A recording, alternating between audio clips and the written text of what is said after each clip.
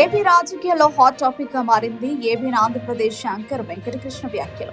టీడీపీకి సానుభూతి చూపుతుందని, ఎల్లో మీడియాగా విమర్శలు ఎదుర్కొంటుందని చెప్పబడి ఏబీఎన్ ఛానల్లోనే తన బాస్ అయిన చంద్రబాబుని లక్ష్యంగా చేసుకుని చేసిన వ్యాఖ్యలతో ఆయన చర్చల్లో కేంద్ర బిందువు అయ్యారు. ఏబీఎన్ టీవీ చర్చలో మాట్లాడిన వెంకటకృష్ణ అప్పట్లో చంద్రబాబును ప్రపంచ బ్యాంక్ జీతగాడు అని పిలిచేవాళ్లు అంటూ చేసిన వ్యాఖ్య రాజకీయ వర్గాల్లో హల్చల్ సృష్టించింది. ఈ వ్యాఖ్యను విన్న వెంటనే చర్చలో పాల్గొన్న వారు, సోషల్ మీడియాలో ఉన్నవారు షాక్ కి గురయ్యారు. ఇప్పటికే సోషల్ మీడియాలో ఈ వ్యాఖ్యపై మేమ్స్ ట్రోల్స్ వెల్లువెత్తుతున్నాయి. బ్రో, అంత మాట అనేసావా? ఏబీఎన్ యాంకర్ నోటితో ఇలాంటి మాట వస్తుందా అంటూ నెటిజన్లు కామెంట్లు చేస్తున్నారు. టీడీపీ శ్రేణులు మాత్రం ఈ వ్యాఖ్యపై తీవ్ర ఆగ్రహం వ్యక్తం చేస్తున్నారు. తమ పార్టీకి మద్దతుగా ఎల్లప్పుడూ నిలిచే ఏబీఎన్ యాంకర్ నుంచే ఇలాంటి మాటలు రావడం ఆశ్చర్యకరమని అంటున్నారు. మరోవైపు వైసీపీ అనుకూల వర్గాలు మాత్రం ఈ ఘటనను ఎల్లో మీడియాపై వ్యంగ్యస్త్రంగా మార్చుకున్నాయి. రాజకీయ విశ్లేషకుల మాటల్లో వెంకటకృష్ణ చెప్పినది ఒక చారిత్రక వ్యాఖ్య కావచ్చు, కానీ అది ఏబీఎన్ నుంచి రావడం ప్రత్యేకమైంది.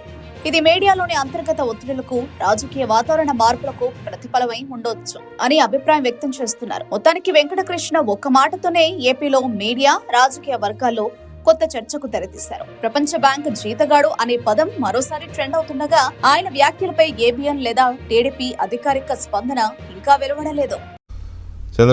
చంద్రబాబు నాయుడు అనగానే సహజంగానే ప్రైవేటీకరణకి లేకపోతే ఆర్థిక సంస్కరణలకి బాగా పెద్దపీట వేస్తాడు. గతంలో సిపిఎం వాళ్ళు అప్పట్లో ఆయన ఫస్ట్ ముఖ్యమంత్రి అయిన కొత్తలో 1999 తర్వాత ఆ రోజుల్లో ప్రపంచ బ్యాంకు